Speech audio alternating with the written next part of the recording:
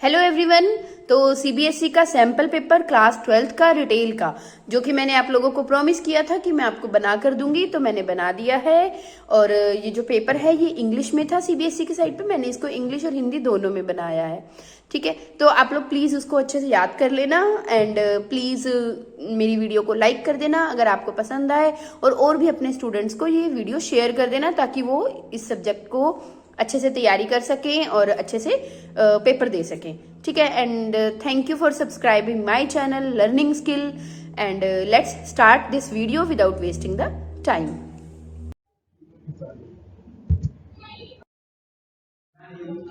तो सीबीएसई का जो डिपार्टमेंटल जो स्किल एजुकेशन का जो पेपर है रिटेल का, उसका कोड है 801 एंड सेशन है ये 21-22 एंड सैम्पल पेपर जो है इसकी जनरल इंस्ट्रक्शंस जो है वो स्टार्टिंग में ये सब दी हुई हैं। आप लोग इन सबको पढ़ लेना। लाइक इसमें 3 सेक्शंस होंगे, section A B C. Section A जो है वो 5 मार्क्स का होगा, इसमें 6 क्वेश्चंस होंगे एम्प्लॉयबिलिटी स्किल के। और जो सेक्शन बी है उसमें 20 मार्क्स का होगा और जिसमें 25 क्वेश्चंस होंगे, उसमें से आपको 20 करने हैं। 1 मार्क का 1 क्वेश्चन है।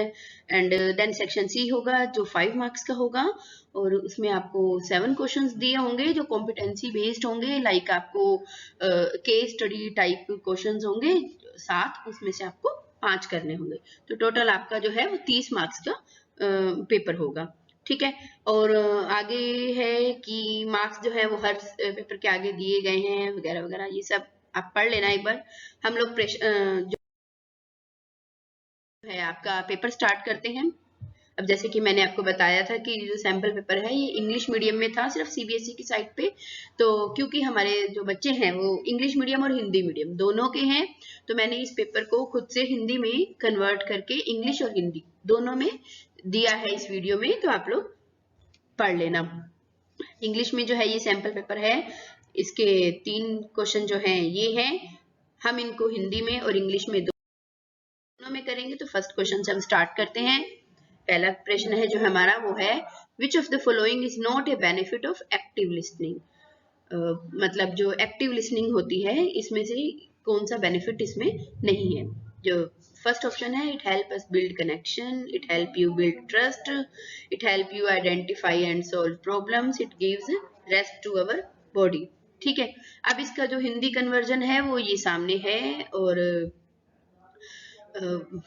पढ़ती हूँ मैं। निम्नलिखित में से कौन सक्रिय श्रवण का लाभ नहीं है। आप ऐसे इसको खुद भी पढ़ सकते हो। 4 ऑप्शन है, इसमें से जो सही ऑप्शन है वो है 4th ऑप्शन। ठीक है, it gives rest to our body.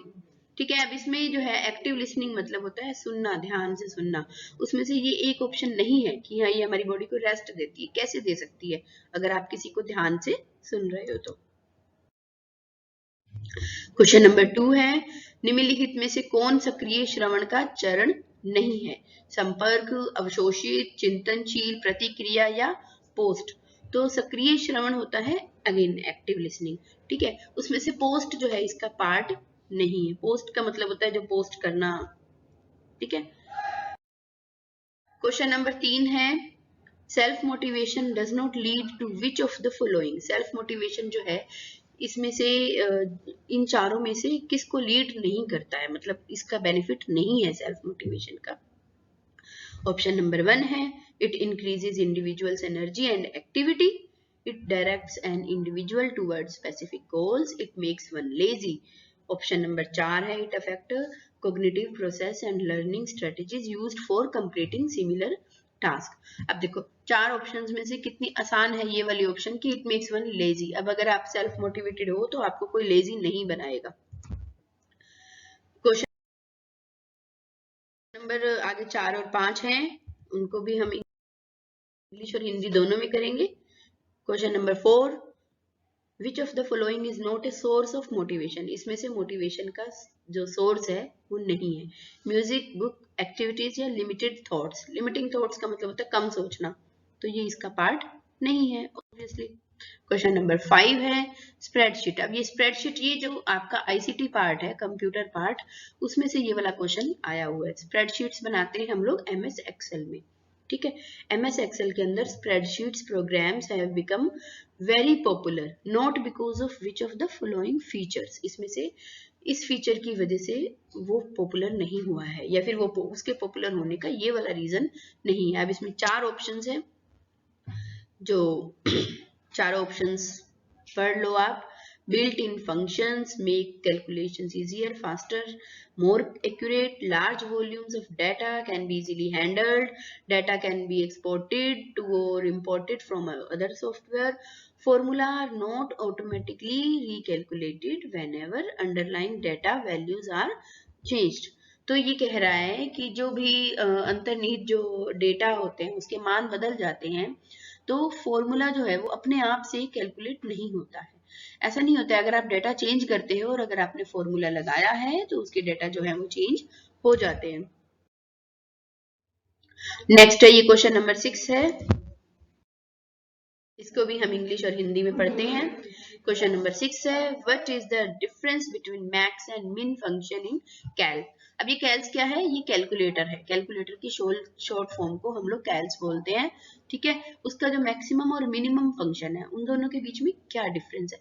अब देखो इतनी सारी बड़ी बड़ी ऑप्शंस है, आप इसको ध्यान से वीडियो को पॉज करके पढ़ लेना, मैं आपको इसका राइट आंसर बता देती हूँ। मैक्सिमम फंक्शन जो है वो यूज होता है, is use to find the maximum of numbers in a given range of cells, ठीक है। सेल्स के अंदर जो रेंज होती है, मतलब जो डेटा फीड किया होता है उसके अंदर मैक्सिमम नंबर पता करने हो तो वो मैक्स फंक्शन से पता लगते हैं। और मिनिमम रेंज का मतलब ये होता है कि जैसे 1 2 3 4 5 6 ये डेटा है, तो मिनिमम रेंज क्या है 1, ठीक है। तो 1 सबसे मिनिमम रेंज पता करने के लिए आपको MIN फंक्शन डालना पड़ेगा। सेकंड है इसका सेक्शन बी है, देखिए सेक्शन बी का क्वेश्चन नंबर 7 है, display slow moving and low priced items from the customers reach, ठीक है। कैसी होती हैं, display slow moving and low priced items from the customers reach farthest nearest closest above, ग्राहक की पहुंच से धीमी गति से चलने वाली और कम कीमत वाली वस्तुओं को प्रदर्शित करें। मतलब कहाँ प्रदर्शित करते हैं, जब हम विंडो डिस्प्ले करते हैं या जब हम विजुअल डिस्प्ले पर बात करते हैं, तो जो लो प्राइस के जो प्रोडक्ट होते हैं उनको हम कहाँ पर रखते हैं, उनको हम फारदेस्ट रखते हैं, सबसे दूर, क्योंकि हाई प्राइस की प्रोडक्ट सेल करना हमारा मेन मोटिव है, उसमें प्रॉफिट ज्यादा होगा आपको, कम प्राइस के हम दूर रखेंगे। Question number 8, always use display space for impulse and promotional items, ठीक है। इम्पल्स प्रोडक्ट होते हैं जो हम अचानक से खरीदते हैं बिना प्लानिंग के। प्रमोशनल आइटम्स होती हैं जो कि POS के पास रखी जाती हैं ताकि कस्टमर बिल बनाने आए और अट्रैक्ट हो जाए एंड तब आप उसको प्रोडक्ट्स दो। तो इसके लिए आप कहाँ रखेंगे प्रमोशनल प्रोडक्ट्स को और इम्पल्स प्रोडक्ट को, रिमोट एरियाज में, काउंटर पे, हाईएस्ट या लोएस्ट, ठीक है। तो हम इसको रखेंगे काउंटर पे, काउंटर मतलब जो आपका काउंटर है, बिलिंग काउंटर भी हो सकता है। Question number 9. Use signs to call attention to hot items in each department. अब इसमें hot items का मतलब ये है कि जो प्रोडक्ट आपके सबसे ज्यादा प्रॉफिट देने वाले हैं उसको हम रिटेल में हॉट आइटम्स बोलेंगे, ठीक है। आपको ये मीनिंग क्लियर होना चाहिए। तो इसमें कहाँ पे रखेंगे, हम पॉइंट ऑफ सेल एरिया पर ही रखेंगे ताकि वो हमारी ज्यादा से ज्यादा उसकी सेल हो जाए। ये देखो ये नेक्स्ट ये वही CBSE का सैंपल पेपर है, 3 क्वेश्चन है, इसको हम हिंदी में और इंग्लिश में करेंगे। The best selling height on any display is between dash and dash level. तो जो आपका बेस्ट सेलिंग हाइट है, मतलब डिस्प्ले पर सबसे ज्यादा जो प्लेस है, उचित प्लेस, एक्यूरेट प्लेस है, वो कहाँ पे होना चाहिए, वो आपके कंधे और सिर के ऊपर होना चाहिए, नहीं, वो आपके आंख और बेल्ट, आंख और बेल्ट, ये जो हमारी बेल्ट का एरिया होता है, ये हमारी आंख का एरिया है और ये हमारी बेल्ट जहाँ पर हम अपनी बेल्ट बांधते हैं, इन दोनों के बीच का जो एरिया है वो हमारा best display area of product, मतलब जो हमारे रैक होते हैं उसको ऊंचाई इतनी होनी चाहिए कि हमारी आंख और हमारे बेल्ट के एरिया के बीच में वो पड़े ताकि हमारा हाथ जो है वो आसानी से उस तक पहुंच सके। नेक्स्ट है arrangement light and colour attention to any display. किसी भी डिस्प्ले पर अरेंजमेंट, लाइट और कलर अटेंशन कैसा होना चाहिए? टर्न ऑफ होना चाहिए, रिपल्स होना चाहिए, डिसेक्ट मतलब काटना, और अट्रैक्टिव, अट्रैक्टिव करने वाला ही होना चाहिए। ऑब्वियस सी बात है, आपका जो रिटेल स्टोर में जो आपका कलर है वो अट्रैक्टिव होना चाहिए। ठीक है, नेक्स्ट क्वेश्चन करते हैं। Question number 12, the point of sale is where the customer comes to for his or her purchase. Point of sale कौन सी जगह होती है जहां पर कस्टमर परचेजिंग करने के लिए आता है? नहीं, कहाँ क्या करने आता है पॉइंट ऑफ सेल पर? वो चेक करने नहीं आता है, रिटर्न करने नहीं आता है, ट्राई करने नहीं आता है, वो क्या करने आता है? वो पे करने आता है। पे मतलब बिल पे करना। नेक्स्ट हम ये तीनों क्वेश्चन करने वाले हैं। Question number 13, retailers should provide greater customer satisfaction and loyalty through providing more dash offering to particular customers segments और group। मतलब खुदरा विक्रेताओं को अधिक प्रदान करके, क्या अधिक प्रदान करके? अधिक ग्राहक संतुष्टि और वफादारी प्रदान करनी चाहिए विशेष ग्राहक वर्गों या समूहों को। डैश का साथ थोड़ी सी इसमें हिंदी जो है वो सिस्टम से नहीं लिखी हुई है, तो आप इंग्लिश से उसकी हिंदी बना लेना या इसको सेट कर लेना। ठीक है, इसमें ऑप्शन है अनयूजुअल, असामान्य या सोफिस्टिकेटेड या कॉस्टली या रिलीवेंट। तो रिलीवेंट इसका एक्चुअली इसका एक्यूरेट आंसर है। तो मतलब कस्टमर को ना ऐसी सर्विस प्रोवाइड करनी चाहिए जो रिलीवेंट हो। रिलीवेंट का मतलब होता है उस प्रोडक्ट से रिलेटेड, मतलब जितनी जरूरत है उतनी ही, अननेसेसरी बहुत ज्यादा उनको पैम्पर भी नहीं कर सकते और आप उनको हार्श भी नहीं बोल सकते हो। ठीक है, नेक्स्ट है question number 14, dash is responsible for maintaining or change in product display including those required for periodic sale events। ठीक है, retail supervisor, floor boy, area manager या कैशियर। तो इन चारों में से कौन रिस्पॉन्सिबल है किस चीज के लिए? मेंटेनेंस के लिए और प्रोडक्ट के डिस्प्ले के लिए। ठीक है, चेंज करने के लिए। तो रिटेल सुपरवाइजर जो है वो इन चारों में से रिस्पॉन्सिबल है। ठीक है, एरिया मैनेजर का काम होता है पूरा उसको सुपरवाइज करना, फ्लोर बॉय सफाई करेगा, कैशियर बिल बनाएगा, तो रिटेल सुपरवाइजर ही जो है वो डिस्प्ले को देखेगा। An effective strategy seeks to find the balance between what's right for the customer and what's right for the organizer। ठीक है, अच्छी स्ट्रेटेजी तब मानी जाएगी जब आप ऑर्गेनाइजर और कस्टमर दोनों को जो फैसिलिटीज प्रोवाइड कर रहे हो वो उसके अंदर बेटर हो। ठीक है, वो क्या होगी? वो कॉन्टैक्ट स्ट्रेटेजी। कॉन्टैक्ट स्ट्रेटेजी मतलब आपको ऑर्गेनाइजर से कितनी सर्विसेज प्रोवाइड करनी चाहिए ऑर्गेनाइजर को और कितनी कस्टमर को, कितना उनके साथ कॉन्टैक्ट रखना चाहिए। ठीक है, क्वेश्चन नंबर 16 और 17 करते हैं। तो 16 है एन इफेक्टिव कॉन्टैक्ट स्ट्रेटेजी। तो ये पिछला वाला क्वेश्चन था ना, ये उससे भी लिंक है। An effective contact strategy aligns dash goals with commercial objectives and customer needs. ठीक है, अच्छी कॉन्टैक्ट स्ट्रेटेजी जो है ये अलाइंस होती है कौन से गोल से? Incentive and performance goals. देखो रिटेल सुपरवाइजर है जो या सेल्स पर्सन है, उसका मेन मकसद क्या है? इंसेंटिव लेना, अपनी परफॉर्मेंस को बेटर बनाना। तो उसे दोनों को ध्यान में रखना पड़ेगा, कमर्शियल नीड्स को भी और कस्टमर नीड्स को भी। Question number 17, retail supervisor is responsible for purchase of products for sale and purchase dash. ठीक है, जो रिटेल सुपरवाइजर है वो रिस्पॉन्सिबल होता है किस चीज के लिए? प्रोडक्ट्स को सेल करने के लिए और purchase of supplies. Purchase of supplies का मतलब होता है आपके जो स्टोर मिला है आपको या जो रैक मिला है उस पर कितनी परचेज आ चुकी है, मतलब कितना स्टॉक आपके पास है और कितना सेल हो गया। दोनों का ध्यान कौन रखेगा? रिटेल सुपरवाइजर रखेगा। ठीक है, 18, 19 और 20 करते हैं। 18 क्वेश्चन है benefits of e retailing. E retailing होती है जो हम ई कॉमर्स करते हैं ना, online business, online shopping for customer includes. इसके अंदर क्या इंक्लूड होता है? स्टोर में मार्जिन और कीमतों पर दबाव होता है, बिक्री के बाद देखभाल की कठिनाइयां होती हैं, बेहतर जानकारी मिलती है या डिलीवरी के लिए चार्ज किया गया प्रीमियम।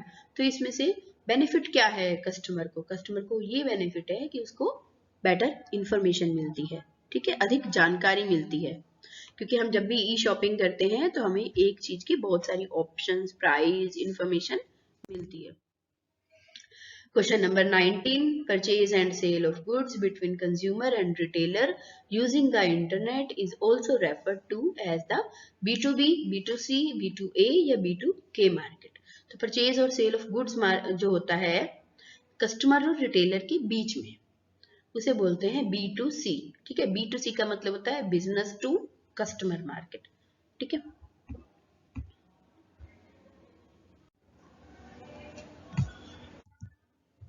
क्वेश्चन नंबर 20 है Which one of the following is the feature of marketing, promotion and tools in e-retailing? ठीक है, इसमें से हम ई प्रमोशन के लिए मतलब सेल को इंक्रीज करने के लिए क्या क्या यूज करते हैं। RSS feed allow user to subscribe to the content need, multiple database version backups, failover या cluster hardware नहीं, बायोमेट्रिक एक्सेस बिल्कुल भी नहीं। तो हम इसमें से क्या यूज करते हैं, आरएसएस। हम आरएसएस फीड जो होता है मतलब हम पूरा रिसर्च जो होता है, कस्टमर का सर्वे होता है या हमारे पास जो डाटा होता है कस्टमर का, उसके बेसिस पर हम जो है ज्यादा से ज्यादा कस्टमर्स तक पहुंचने की कोशिश करते हैं। क्वेश्चन नंबर 21, 22 करेंगे। क्वेश्चन नंबर 21 है dash marketing is limited by the ability of the consumer to access and use internet service. ठीक है, मतलब डैश विपणन उपभोक्ता की इंटरनेट सेवाओं तक पहुंचने और उपयोग करने की क्षमता द्वारा सीमित है। क्या इलेक्ट्रॉनिक, ट्रेडिशनल, स्टोर या ट्रांजिट? कौन सी मार्केट इसमें कस्टमर तक पहुंचने में सक्षम है? Electronic marketing. ठीक है, उसी के बेसिस पर ही आप ऑनलाइन शॉपिंग कर सकते हो। 22 question dash marketing methods enable an organization to personalize messages or more effective select the targeted clients। ठीक है, ये इसमें ELE जो है ये नहीं आएगा, ये हटा लेना, क्लाइंट्स आएगा। ठीक है, डैश विपणन विधियां किसी संगठन को संदेशों को व्यक्तिकृत करने या लक्षित ग्राहकों को अधिक प्रभावी ढंग से चुनने में सक्षम बनाती हैं। क्या इलेक्ट्रॉनिक? देखो इलेक्ट्रॉनिक मेथड जो है, इसी मेथड से ही आप ज्यादा से ज्यादा कस्टमर्स तक पहुंच सकते हो, आपकी रीच जो है वो बढ़ जाएगी। 23, 24 और 25 ये वाले प्रश्न हैं जो सीबीएसई में है, हम इनको करेंगे इंग्लिश और हिंदी में। 23 है all the prices and quantities are logged in the system through a dash. ठीक है, जो सारे प्राइस और जो क्वांटिटीज हैं उनको हम कैसे लॉग करते हैं, कैसे हम लोग उनको एक रिकॉर्ड रखते हैं, गेट पर, रजिस्टर पे या एक्सरे मशीन पे या बारकोड स्कैनर से। तो बारकोड स्कैनर से हम उस प्रोडक्ट की पूरी इंफॉर्मेशन को अपने कंप्यूटर सिस्टम के अंदर स्टोर कर सकते हैं। 24 है copy of the transaction is printed by A dash. ठीक है, आप कोई भी ट्रांजैक्शन करते हो, लेन देन करते हो, उसका हम प्रिंट कैसे रख सकते हैं? टाइपराइटर पे, फोन पे, वेंडिंग मशीन पे या पीओएस इक्विपमेंट। पीओएस इक्विपमेंट होते हैं जो आपके बिलिंग काउंटर पे रखे होते हैं। ठीक है, उनको पीओएस इक्विपमेंट बोलते हैं। तो उसमें होता है प्रिंटर, तो प्रिंटर से आप इसको रख सकते हो किसी भी ट्रांजैक्शन का रिकॉर्ड। 25 क्वेश्चन है point of sale marketing utilizes to catch a shopper's attention. Point of sale marketing का मतलब होता है जब कस्टमर कैश बिल बनाने के लिए आपके पास पीओएस पे आया है, वहां पर आप सबसे ज्यादा क्या यूज कर सकते हो? डिस्प्ले यूज कर सकते हो, क्योंकि बिल बनाने के लिए अगर वो खड़ा है थोड़ी देर और अगर आपने कुछ कैची चीजें रख दी हैं, कैची मतलब जो कस्टमर की आईज को अट्रैक्ट करती हैं, तो आपके सेल बढ़ने के चांसेस बढ़ जाते हैं। 26, 27 एंड 28 क्वेश्चन है ये, इन्हें हम आगे इंग्लिश और हिंदी में करते हैं। 26 क्वेश्चन है point of sale marketing commonly known as. Point of sale marketing को और किस नाम से जाना जाता है? Point of purchase advertising. ठीक है, पॉइंट ऑफ परचेज एडवर्टाइजिंग के नाम से भी हम इसको जानते हैं। Question number 27 POS marketing often results in impulsive dash. ठीक है, बाइंग एंड परचेज इसका राइट आंसर है। मतलब पीओएस मार्केटिंग जैसे मैंने भी बताया था ना कि कैश काउंटर है आपका जो पीओएस है, उस पर सबसे ज्यादा आपके जो है अट्रैक्टिव चीजें आप रखते हो, लेकिन वो इम्पल्स होती है। इम्पल्स का मतलब होता है अचानक से जो कस्टमर की आईज को अट्रैक्ट करती है और वो खरीद लेता है बिना किसी प्लानिंग के। 28 क्वेश्चन है promotion and marketing communications are interchangeable terms. Promotion और मार्केटिंग को हम इंटरचेंज कर सकते हैं क्या? मतलब हम प्रमोशन को मार्केटिंग की जगह पे, मार्केटिंग को प्रमोशन की जगह पे रख सकते हैं? यस, इसका आंसर है ट्रू। ठीक है, क्योंकि प्रमोशन मतलब सेल इंक्रीज करना, मार्केटिंग मतलब सेल इंक्रीज करना। आगे हम ये 3 क्वेश्चन करेंगे। 29, what is a push strategy? Push strategy क्या है? धक्का रणनीति। तो थोड़ा सा तो इसके नाम से भी हमें क्लियर हो गया है। Communication strategy aimed at distributors. ठीक है, ये कम्युनिकेशन स्ट्रेटेजी है। पुश स्ट्रेटेजी मतलब आप किसी को बातों से, अपनी बातचीत करने की कला से किसी को पुश कर रहे हो। ये किसके लिए होती है? डिस्ट्रीब्यूटर्स के लिए। ठीक है। Question number 30, retailing is a marketing function which. Retailing एक मार्केटिंग फंक्शन है जो क्या करता है? Sell product to other business, sell product to a company, sell product to final customers, या sell product for one own use. नहीं, ये क्या करता है? रिटेलिंग बिजनेस हमेशा sell product to final customer ही रिटेलिंग होता है। 31 क्वेश्चन है, Salesforce.com was one of the first to deliver customer relationship management CRM software over the internet. Many companies, बहुत सारी कंपनियां मौजूदा ग्राहकों के साथ अधिक बिक्री बनाने के लिए CRM का उपयोग कर रही हैं। ये सभी कंपनियां बिक्री के बढ़ते स्रोत के रूप में बढ़ते महत्व पर बैंकिंग कर रही हैं। ये क्या होती हैं? ये होती हैं मीडिया कन्वर्जन्स, या डिस्ट्रीब्यूशन इलास्टिसिटी, या ई कॉमर्स होती हैं, या बिक्री बल स्वचालन मतलब सेल्स फोर्स ऑटोमेशन। तो ये होती हैं सेल्स फोर्स ऑटोमेशन। ठीक है, तो ये salesforce.com जो है ये क्या है? First website you can say कि ये सेल्स फोर्स बढ़ाने के लिए सेल को। तो सेक्शन सी पर हम लोग पहुंच चुके हैं। सेक्शन सी के अंदर 5 क्वेश्चन है, जैसे कि मैंने पहले बताया था। उसमें से आपको कितने करने हैं? 7 क्वेश्चन करने हैं। ठीक है, 2 आपको ऑप्शंस मिलेंगी, 5 ही करने हैं, 7 मत करना। ओके, 32 से स्टार्ट करते हैं। Always place impulse purchase such as magazine and candy near the cash register. Why? अब वो कह रहा है कि कैश रजिस्टर मतलब जो हमारा POS है वहां पर हम क्या रखते हैं? मैगजीन रखते हैं, कैंडी रखते हैं। कैंडी मतलब टॉफीज लाइक। वाई? हम ऐसा क्यों करते हैं? इसका ऑप्शन जो है वो 4 ऑप्शंस हैं। देखो, जैसे कि उपभोक्ता जो है वो फर्स्ट अपनी अटेंशन पे करता है वहां पर परचेज के लिए। दीज डिस्प्ले में attract them to buy more as a customer wait to pay for their purchase. These display में repel them to buy more. देखो, जब हम क्यू में खड़े हैं, बहुत सारे कस्टमर्स क्यू में खड़े हैं और हमारा नंबर जो है वो आने वाला है बिलिंग के लिए। ठीक है, तो तब तक हम खड़े खड़े खाली नहीं रहते हैं, हमारी जो नजरें हैं वो इधर उधर घूमती रहती हैं, चलती रहती है। ठीक है, अब इसमें क्या होता है कि जो छोटी छोटी चीजें लेकिन अट्रैक्ट करने वाली, स्पेशली बच्चों को अट्रैक्ट करने वाली, क्योंकि जो भी कस्टमर वहां POS पे जाएंगे वो अपने, अगर उनके साथ बच्चे हैं, वहाँ कैंडीज हैं, चॉकलेट्स हैं, तो वो बड़ी जल्दी अट्रैक्ट हो जाएंगे। अब मुझे यहाँ आधा घंटा वेट करनी है, तो बच्चे इतनी देर में मांग भी सकते हैं, तो इससे उनकी सेल जो है वो बढ़ जाती है। ठीक है, question number 33, what does it mean to be customer centric? Customer centric मतलब ग्राहक केंद्रित होने का क्या अर्थ है? संगठन और स्टोर जो है वो शहर या कस्बे के केंद्र में होने चाहिए? नहीं। संगठन और स्टोर जो है वो प्रतिस्पर्धी दृष्टिकोण से बनाए गए हैं? नहीं।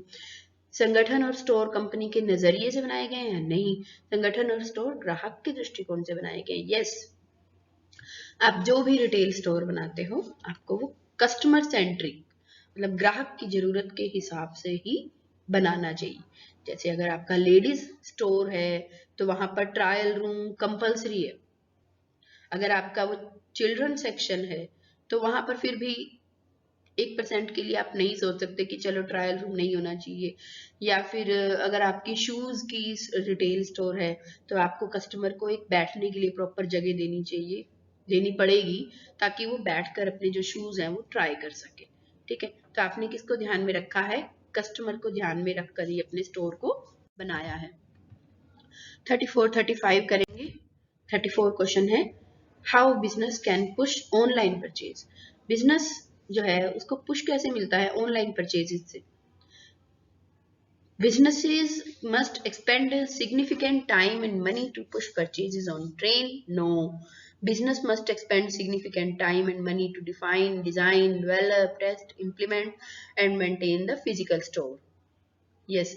हमें हमेशा ही अपने जो बिजनेस है उसको पुश करना चाहिए, फिजिकल स्टोर को मेंटेन करने के लिए, डेवलप करने के लिए। और business must expend significant time and money to define, design, develop, test, implement and maintain the web store. Businesses must refrain from spending significant time and money on the maintenance of the web store. तो online purchases को तो आप push कैसे कर सकते हैं, I think इसमें आपको वेब स्टोर को भी पुश करके भी आप जो है अपनी ऑनलाइन परचेजेस को पुश कर सकते हैं। इसका जो राइट आंसर है वो मैं आपको नीचे कमेंट्स में लिख दूंगी, क्योंकि मुझे इसमें बी सी पे डी पे कंफ्यूजन लग रहा है, ठीक है। लेकिन हाँ, सीबीएसई के सैंपल पेपर में ये बी ही है इसका आंसर, ठीक है। तो एक बार हम इसको क्रॉस चेक कर लेंगे, अदरवाइज आप इसका बी ही आंसर मानेंगे, क्योंकि सीबीएसई के सैंपल पेपर में इसका आंसर साइट पे यही बी ही दिया हुआ है, ठीक है। 35 जियो टारगेटिंग होता है किसी जगह को टारगेट करके particular, can help boost business. How, अगर आप किसी जगह को टारगेट करके अपने रिटेल स्टोर को बनाते हो और उसको चलाते हो तो उससे आपका बिजनेस कैसे ग्रो करता है, ऑब्वियसली ग्रो करेगा ही। देखो, जैसे अगर मान लो मैं एक ऐसी जगह पे रह रही हूँ जहां पर बहुत ज्यादा ठंड है, मैंने क्या किया, मैंने ज्योग्राफी को सेंटर में रखा है अपने माइंड में। जब बहुत ज्यादा ठंड है और वहां पर आप गर्मियों के कपड़े बेच रहे हो तो आपका रिटेल स्टोर नहीं चलेगा, ठीक है। तो you have to keep your in mind आप वहां का ज्योग्राफिकल स्ट्रक्चर क्या है, ठीक है। तो it can determine the Jio location like physical location of website visitor with geolocation software delivering different content to that visitor based on his or her location such as country, region, state, city। उसी के basis पर ही कोई भी person जो है वो shopping करता है। तो आपको इन सब चीजों को ध्यान में रखकर ही अपने रिटेल स्टोर को बनाना चाहिए। 36 और 37 है। 36 क्वेश्चन है, telemarketing is first stage of sales process.